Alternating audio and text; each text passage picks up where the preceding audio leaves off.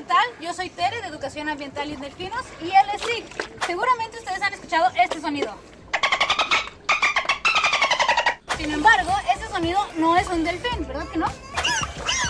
Pero hoy te vamos a enseñar los sonidos que un delfín de verdad hace, ¿cierto?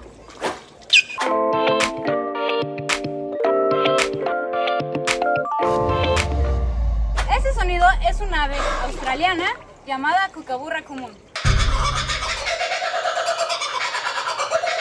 Los delfines pueden hacer diferentes tipos de sonidos a través de su espiráculo,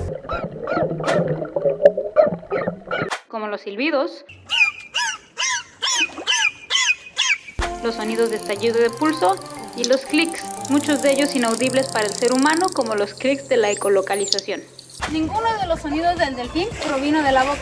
Esto es porque ellos no tienen cuerdas vocales como nosotros. Es muy importante tener la información correcta. Te invitamos a que nos sigas en nuestras redes sociales y que compartas este video. Yo soy Tere, él fue Zig. Nos vemos a la próxima.